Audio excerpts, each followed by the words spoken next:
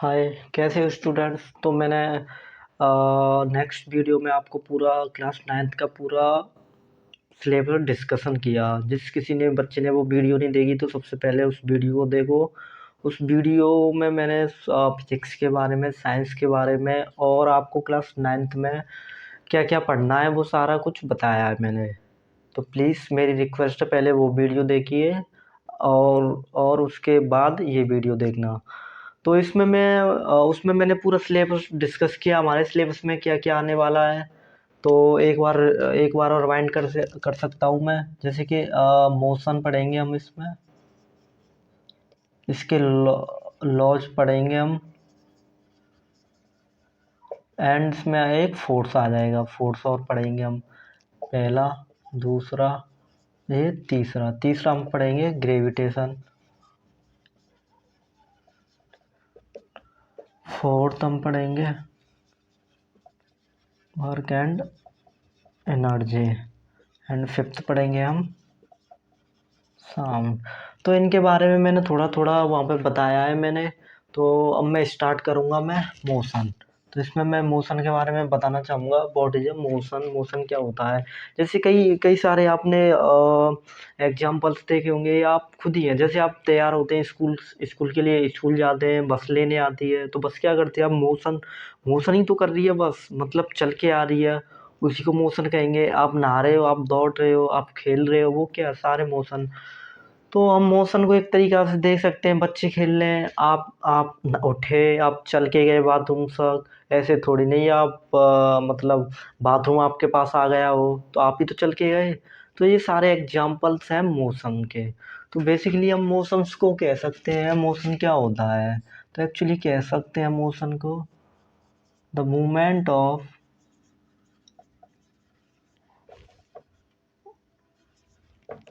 Object या body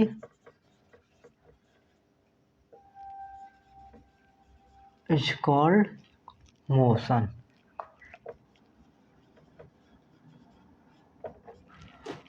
तो movement होता है बॉडी का, उसी को तो मोशन कहते हैं। और क्या है मोशन। जैसे बहुत सारे एग्जांपल देखे होंगे आपने, बसेस, कार्स दौड़ रही हैं, वो सारे मोशंस कर रहे हैं। Birds fly in the sky, तो बर्ड क्या, वो भी मोशन है। Aeroplane fly in the sky. Dogs running, कुत्ते दौड़ रहे हैं। वो सारे एग्जांपल्स हैं मोशन के। तो आइए अब मोशन और पढ़ते हैं, मोशन होता क्या है।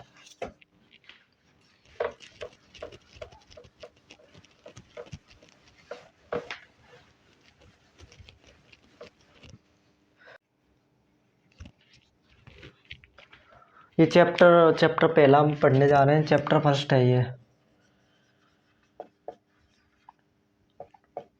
First physics 9th standard. तो पहला चैप्टर है मोशन। तो बेसिक सी डेफिनेशन तो मैंने आपको बता दी है।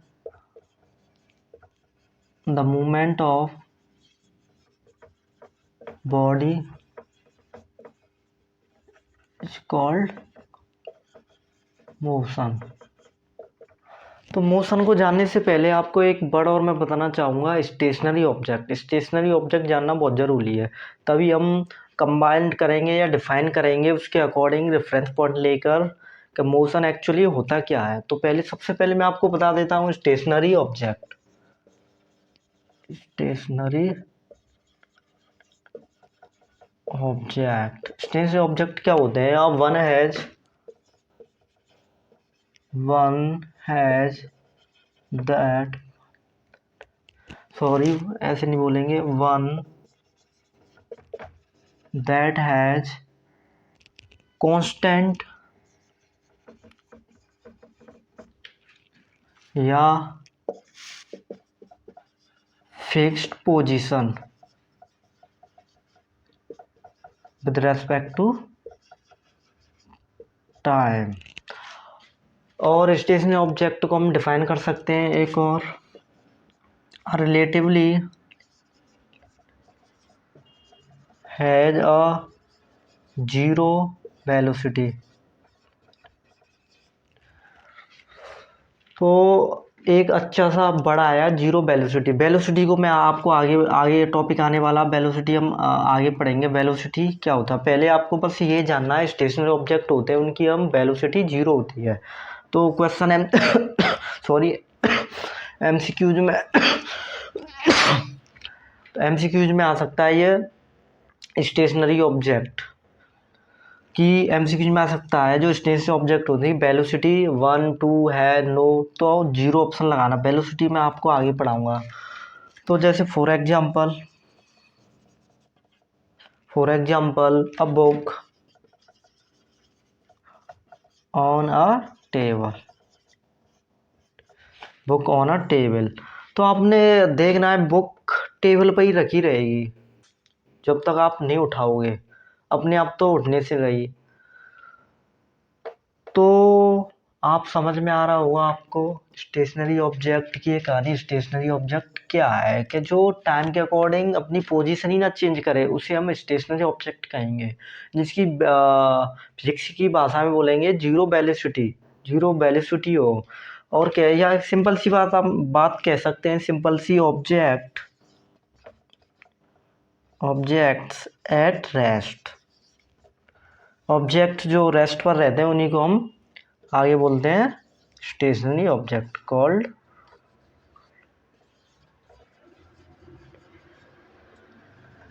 Stationery object.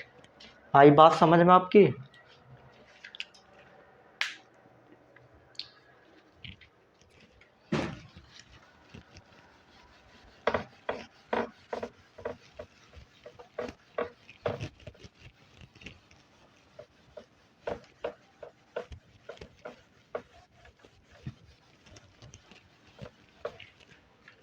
जैसे और समझाता हूँ मैं आपको। जैसे मोशन को समझते हैं, स्टेशनरी ऑब्जेक्ट समझाया। जैसे हमने ये आपका घर है, घर अभी अभी बनाना सीखा मैंने। ये ऐसे करके ये आपका घर है, ये हो गया आपका हाउस। हाउस ये क्या है, स्टेशनरी ऑब्जेक्ट।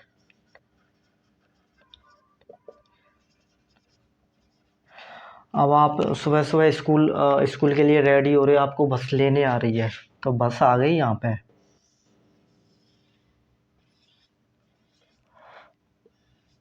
ये ड्राइवर का कंपार्टमेंट हो गया,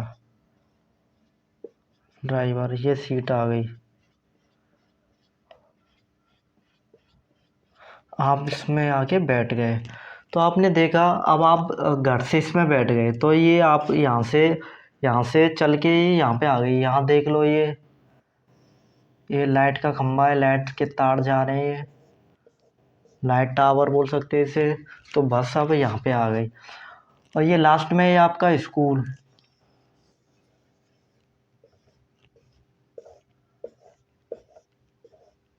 ये स्कूल, ये स्कूल का गेट। और बस यहाँ पे आ गई लास्ट में, आप यहाँ बैठे हो। ये बस है, सॉरी कोई भी डायग्राम, ये बस है, मान लो बस है ये। तो आप यहाँ पे बैठे, आपने देखा आपका घर यहाँ पे रह गया, फिर आपने देखा ये मिला, फिर आप स्कूल में आ गए। तो आपने एक चीज बहुत ही बढ़िया ऑब्जर्व की होगी आपने, कि आपकी पोजीशन चेंज हो रही है। जब आप स्टार्टिंग में यहाँ थे, अब आप यहाँ आ गए, तो यहाँ आ गए, तो आपने एक चीज देखी होगी, आपकी पोजीशन चेंज हो रही है। तो हम यहाँ से कह सकते हैं, हम अच्छी सी बात कह सकते हैं हम, जरूर ये इम्पोर्टेंट बात है मोशन की। कह सकते हैं a body a body is a body is said to be in a motion when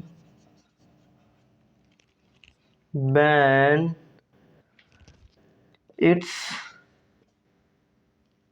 position changes continuously with respect to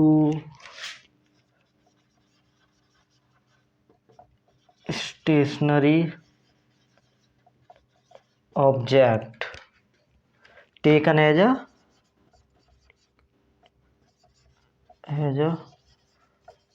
reference point. तो हमने देखा कि स्टेशनरी ऑब्जेक्ट को रेफरेंस पॉइंट मानकर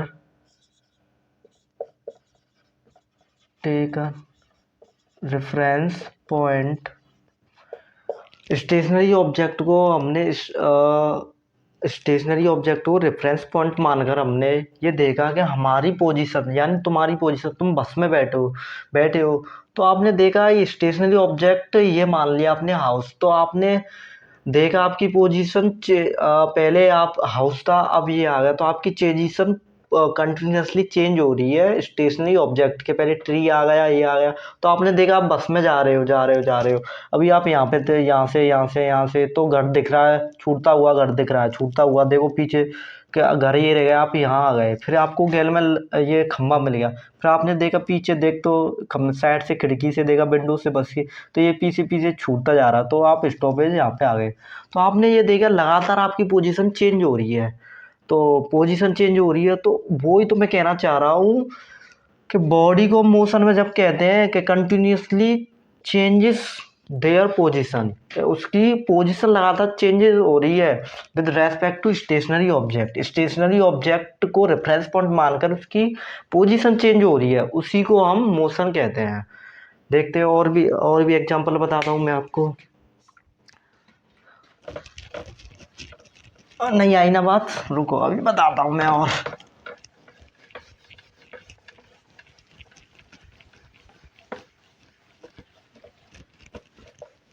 जैसे एक और एग्जांपल लेता हूँ मैं स्टेशनरी। यहाँ पे एक पेड़ है,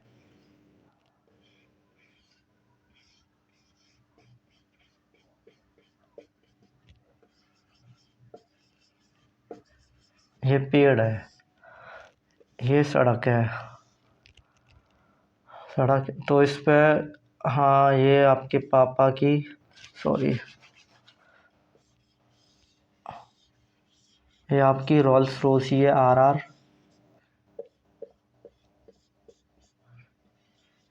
ये ड्राइवर हो गया ये। तो आपके पापा ने बोला है आपको कि चलो बच्चों पिकनिक पे चलते हैं, तो आपके पापा रोल्स रॉयस में आपको बिठा के ले जा रहे हैं पिकनिक पर। तो आपने देखा कि आपके पापा ने बोला 10 बजे हमको निकलना है, तो 10 बजे गाड़ी लग गई, तो आप इसमें 10 बजकर 5 मिनट में बैठ गए, 10 बजकर 5 मिनट में आप बैठ गए। तो आपने देखा 10 बजकर 5 मिनट में बैठ गए, बैठते ही आपके पापा ने एक्सीलेटर दौड़ा दिया। तो एक्सीलेटर दौड़ाते ही आपने देखा आपका ये घर के पास जो पेड़ था, ये घर था आपका, तो ये पीछे छूटने लगा। तो आपने कहीं देखा कि आपकी पोजीशन को ये रास्ते में वही खम्बा पड़ा लाइट वाला, यहाँ पे देखा आपकी पोजीशन हो गई, आप यहाँ पे रास्ते में आ गए 10 मिनट, 10 बजकर 10 मिनट पर। तो फाइनली आपकी ये होल जंक्शन है, ये पार्क है, तो यहाँ पहुँच गए 6:10 पर। तो आपने एक चीज़ फिर नोटिस की होगी कि आपका पोजीशन चेंजेस तो हो रही है, पोजीशन हम इसके अकॉर्डिंग तो चेंज कर रहे हैं, लेकिन कैसे पता चल रहा है कि हम यहाँ कैसे, तो एक हमने टाइम फिक्स किया, तो टाइम के अकॉर्डिंग के 5 मिनट पे यहाँ, 10 मिनट पे यहाँ, और आवर में हम यहाँ पहुँच गए। तो एक मेनली एक डेफिनेशन यहाँ से एक और निकली, ये निकली ऑल द मूविंग बॉडी, जो बहुत सारी मूविंग बॉडी होती हैं, तो उनकी एक कॉमन करेक्टरिस्टिक क्या है, वो पोजीशन अपनी स्टेशनरी ऑब्जेक्ट के अकॉर्डिंग करते हैं, लेकिन मेन बात होती है टाइम। जब तो टाइम है, टाइम के अकॉर्डिंग, उसके टाइम के अकॉर्डिंग पोजीशन चेंज हो रही है। 5 मिनट यहाँ थी, 10 मिनट यहाँ थी। मान लो जैसे कि स्टेशनरी ऑब्जेक्ट ही ना हो रास्ते में, तो आप कैसे अकॉर्डिंग करेंगे, हम चल रहे नहीं चल रहे हैं, चारों उस तरफ कुछ ही ना हो। स्टेशनरी ऑब्जेक्ट जैसे आप पानी में हो, बहुत पानी में हो, आप जहाज और बहुत ऊपर से देख रहे हो पानी में एक बोट को, तो आपको पता चलेगा वो मोशन कर रही है या नहीं कर रही है, नहीं पता चलेगा। तो लेकिन आपके पास टाइम होगा कि 5 मिनट में आपने देखा यहाँ आ गए, फिर आपने देखा इतना पानी रह गया, तो 10 मिनट में ही आ गए। तो एक रेफरेंस पॉइंट्स के अकॉर्डिंग मैं कहना चाहूँगा जो आप सबको बताना है, तो आप कह सकते हैं a common characteristic of all moving body, a common characteristic of all moving body changes their position with time। कि हमने कॉमन करेक्टरिस्टिक देखी ऑल द मूविंग बॉडी की, वो क्या करती हैं, अपनी पोजीशन चेंज करती हैं, किसके अकॉर्डिंग, टाइम के।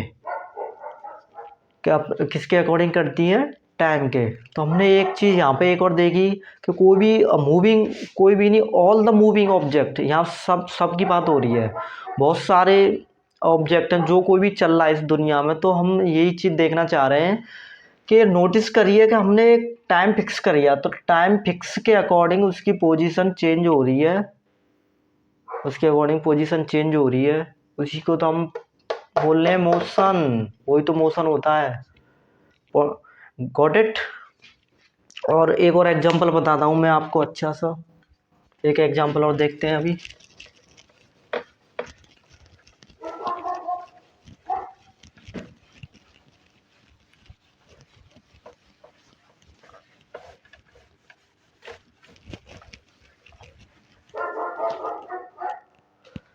कभी कभार आपने देखा होगा कि कोई भी फास्ट मूव कर रही है तो आपको इजीली बता देते हैं कि कोई भी चीज़ चल रही है, और कोई भी चीज़ है आपको पता ही नहीं चल रहा लेकिन वो मोशन कर रही है, तो आप कैसे आइडेंटिफाई करेंगे, ये भी तो मोशन कर रही है वो भी, लेकिन आप आइडेंटिफाई नहीं कर पा रहे हैं। बहुत ही अच्छा एग्जांपल देता हूँ, जैसे आपकी घड़ी है, घड़ी होती है, घड़ी में 3 हैंड वो होते हैं, एक हावर का, 1 मिनट का और सेकंड का।